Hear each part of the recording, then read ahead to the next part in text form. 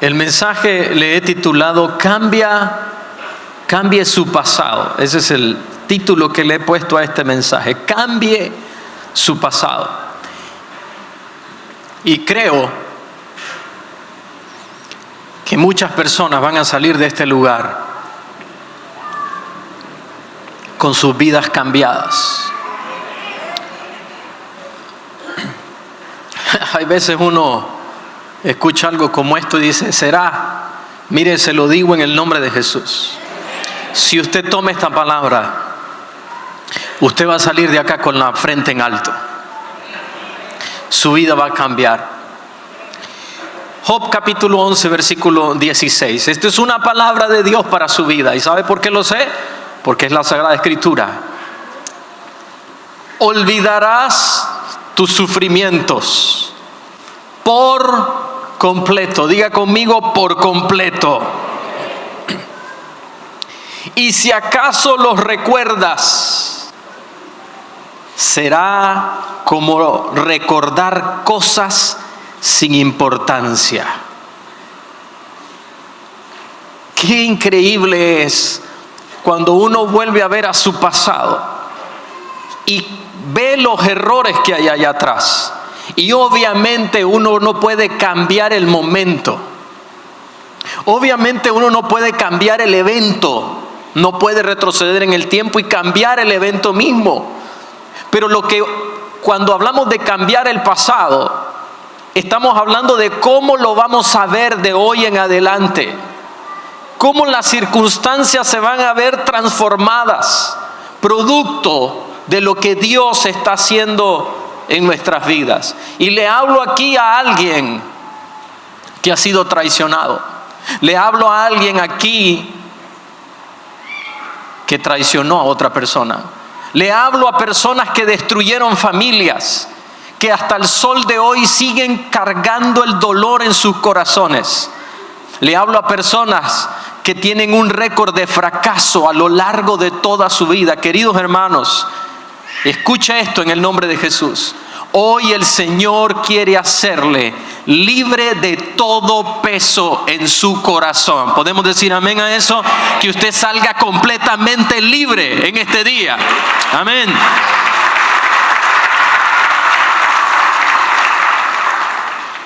Mire el currículum de esta persona. Toma la mujer de su amigo. Eso es parte de su currículum.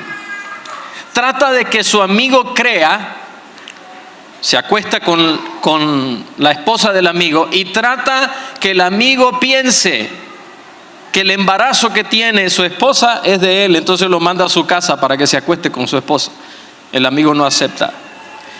Después de eso lo manda a matar.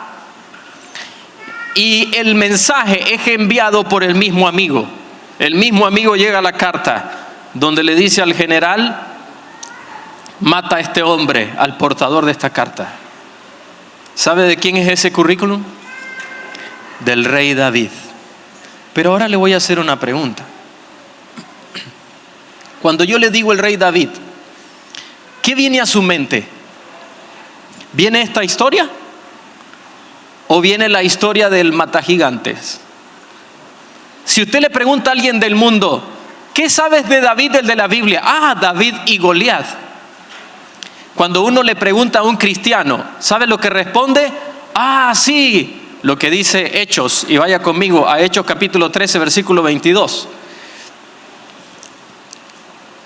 Levantó por rey a David, de quien dio también testimonio diciendo: he hallado a David, varón, y lea esta parte conmigo, conforme a mi corazón.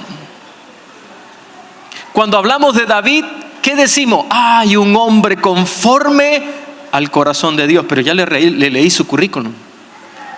Asesino, adúltero, robador de mujeres casadas.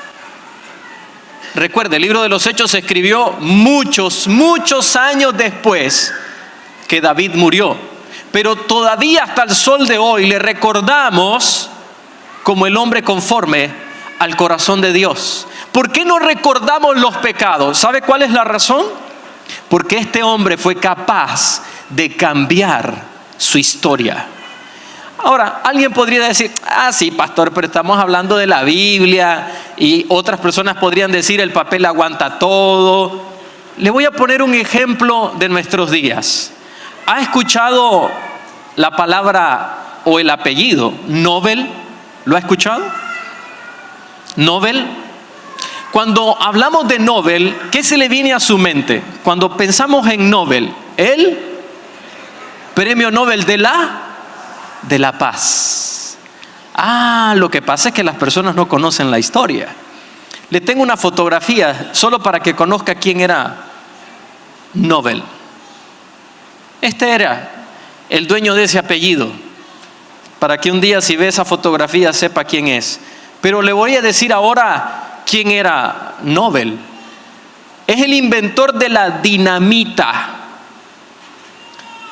Sí, ¿y sabe cómo le llamaban en los días cuando él vivió?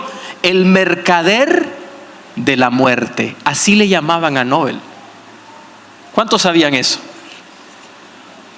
Y un par de personas lo sabían, el resto no lo sabíamos.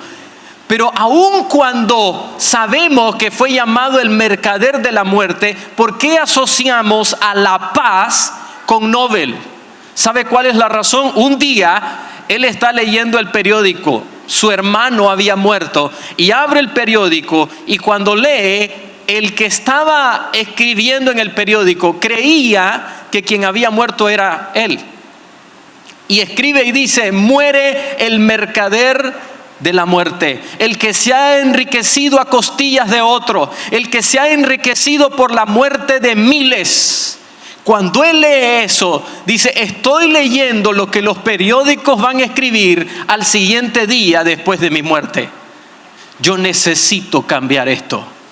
Y después de eso, inclusive en su muerte, él heredó alrededor de 300 millones de coronas. Eso era mucho dinero en ese tiempo.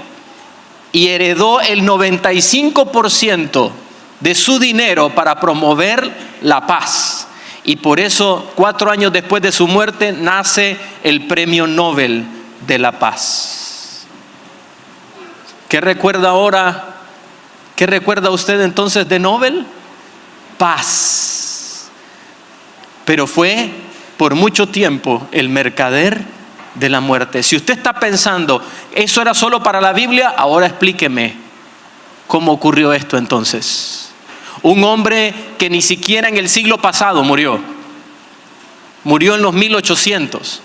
No obstante, este hombre fue capaz de cambiar las cosas.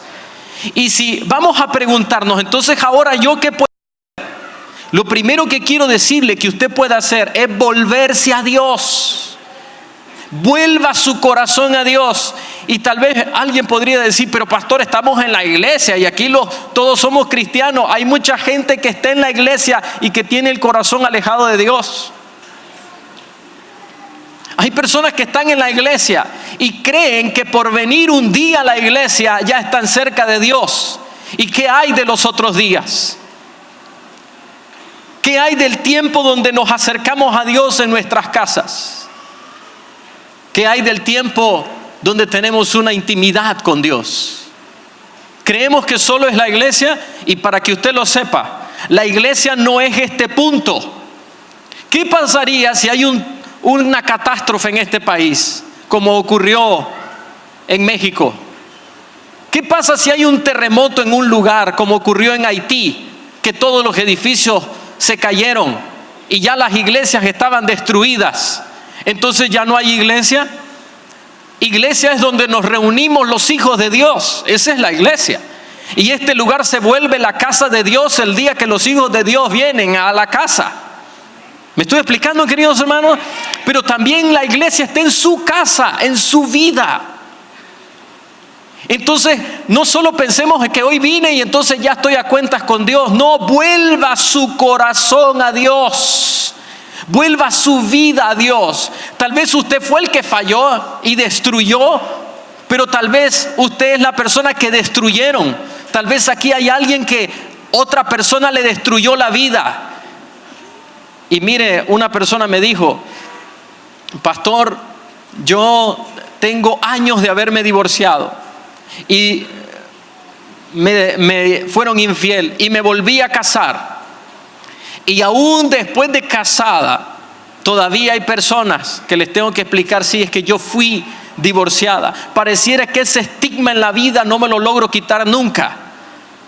¿Y sabe qué es lo que pasa?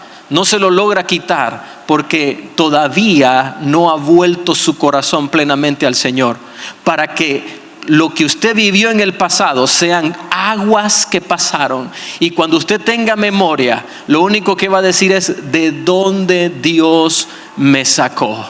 El milagro que Dios hizo, la vida acabada, destruida que yo tenía. Imagínese a David cuando se paraba y decía: la misericordia de Dios me ha alcanzado, porque David volvió su rostro a Dios.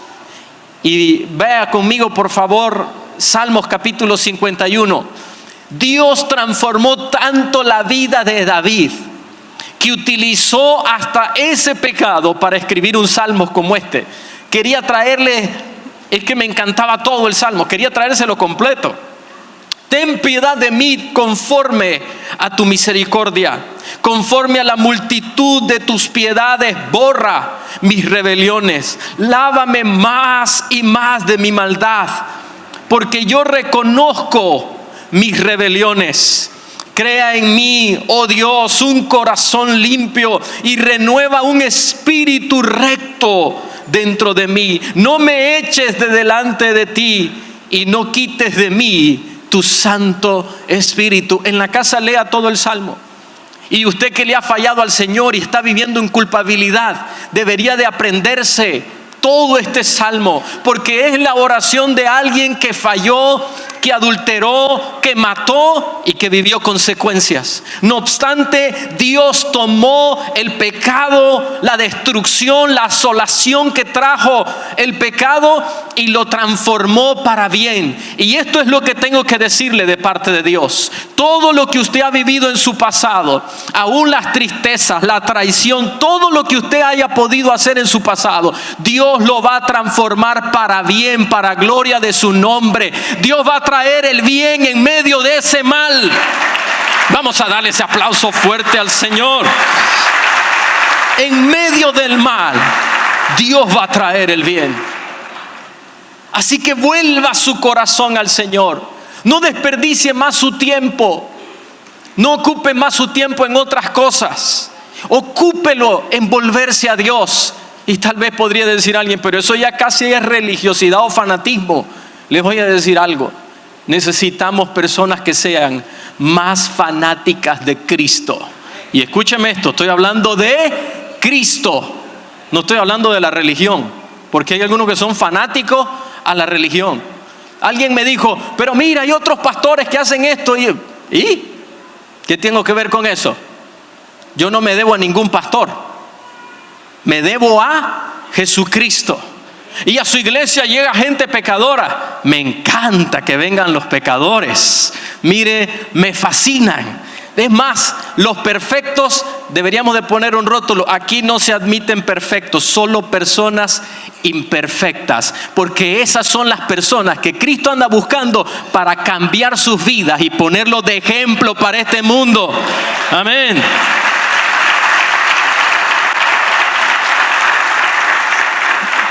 Así que, si usted es un imperfecto igual que yo, estamos en el lugar correcto.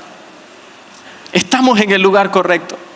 Lo segundo que quiero animarle es arrepentirse de lo que usted ha hecho. Porque ahora no es que nos vamos a lavar las manos, ¿verdad? Y como que si nada está pasando. Ah, no, ya, entonces yo ya fui perdonado y ya listo. No, vamos a arrepentirnos. Vamos a arrepentirnos de lo que hemos hecho. Y decirle, Señor, me arrepiento de lo que yo hice. Me estoy arrepintiendo. Y vaya conmigo a Job, ese mismo versículo que le leí al inicio. Capítulo 11, versículo 14. Y si te arrepientes de toda maldad y alejas de tu casa la iniquidad. Te arrepientes. ¿Qué va a significar esto? Separarse del pecado. Porque esto no es como, no es que venimos los domingos y entonces compramos una monedita de exoneración.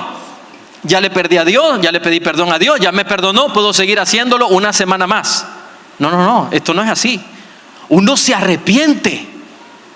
Y si vamos a hablar de arrepentimiento, significa entonces la separación completa del pecado en el que estamos viviendo. Significa poner la vida en orden. Significa ir y pedir perdón. Significa reparar aquello que podemos reparar. Ponernos de acuerdo en aquello que podemos hacer, lo que está en nuestras manos. Eso significa arrepentirse.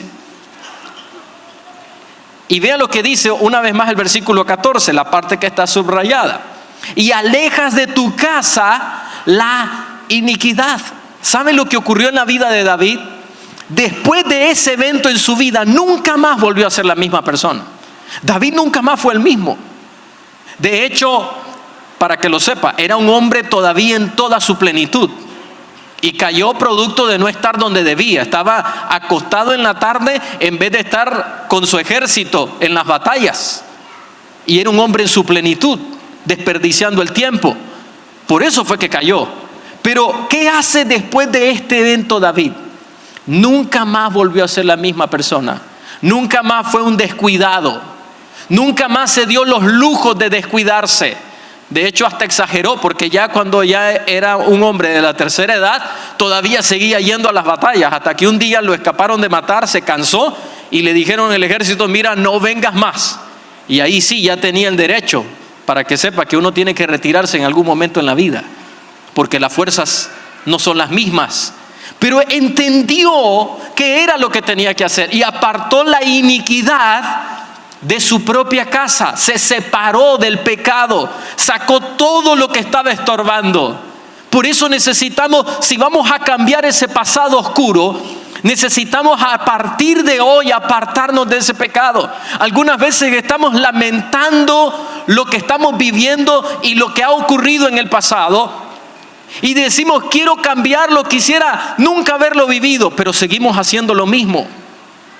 ¿Cómo va a cambiar si no nos arrepentimos? Si no nos apartamos de ese pecado en que vivíamos.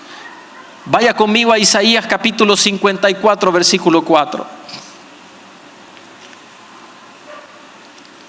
Y este versículo, queridos hermanos, los versículos que le voy a leer a continuación, esto va a ser un golpe de espada en su vida. Porque esto es como que si nuestro Señor Jesucristo le esté mirando a su cara y Dios le va a hablar a través de este versículo. Versículo 4. No temas, pues no serás confundida. Y no te avergüences, sino que te olvidarás de la vergüenza de tu juventud. Y de la afrenta de tu viudez no tendrás más memoria. En el nombre de Jesús, de la vergüenza de tu juventud, de lo que ocurrió en tu pasado, no tendrás más memoria. ¿Y sabe cuál es la razón? Porque la gloria de Dios, porque su presente y futuro va a ser tan grande, tan poderoso, que todo aquello que estaba en el pasado brillando negativamente va a ser eclipsado por lo que Dios va a hacer ahora en su vida, para gloria de su nombre. Amén. Va a ser eclipsado. Job capítulo 11, versículo 15. Podrás levantar la cara limpia de pecado y podrás sentirte libre y sin ningún temor. Cuando yo leí esto, yo dije: Señor, de seguro que esto va a ser para muchos de tus hijos. Es que mire lo que yo he vivido, usted no sabe. Yo he arruinado y esto y lo otro. De seguro usted no se compara con David. De seguro usted no ha hecho lo que hizo David. Pero ¿qué le está diciendo el Señor? Podrás levantar la cara, dígalo conmigo, limpia de pecado, y podrás sentirte libre y sin ningún temor. Y ahora voy a declararle esto en el nombre del Señor. Usted va a poder levantar la cara y va a vivir sin ningún temor, porque va a ser limpio, limpia, libre completamente de todo pecado, para la gloria del Señor. Recíbalo en el nombre de Jesús.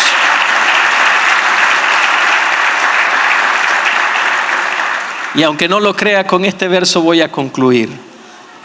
Tu vida será más clara que la luz del mediodía, y aún la oscuridad será como el amanecer. Job capítulo 11 versículo 17, se lo voy a leer de nuevo.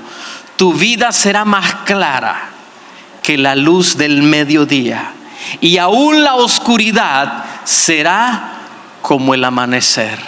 En su vida ya no va a haber más oscuridad. Pastor, usted no conoce quién soy yo. Yo no conozco quién es usted. Pero ¿sabe a quién sí conocemos? Conocemos a uno que derramó su sangre para que hoy usted pueda decir esto: mi vida será tan clara como la luz del mediodía.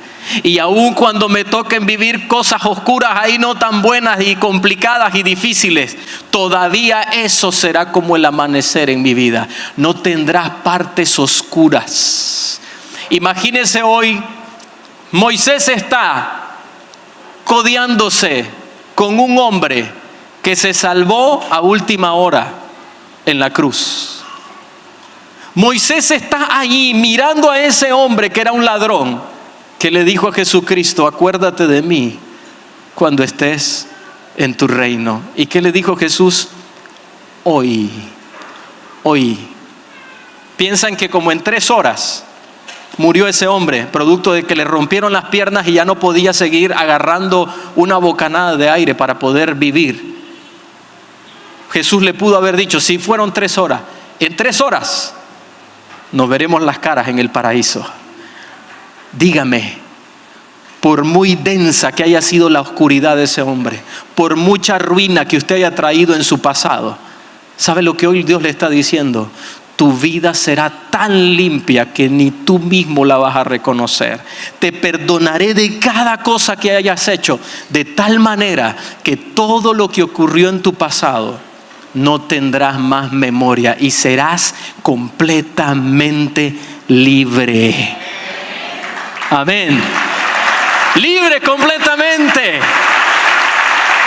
Tu vida será más clara que la luz del mediodía, y aún la oscuridad será como tu amanecer. Es que yo soy un fracasado, pastor. Dios es experto en fracasados también. ¿Y sabe quién le está hablando? Un fracasado que conoció al que lo toma uno, al que mete la mano entre la basura, entre el lodo, y lo saca así lleno de basura, apestando a suciedad y a pecado, y dice: yo voy a transformar tu vida, hijo, para que todo aquel que te llamó vil y menospreciado de este mundo pueda ver la transformación de aquellos que me conocen. Así que si usted se siente un fracasado, permítame decirle: usted es el candidato perfecto para ser tomado y mostrarle a este mundo que con Dios lo imposible no existe. Amén. Amén. Mire, vamos.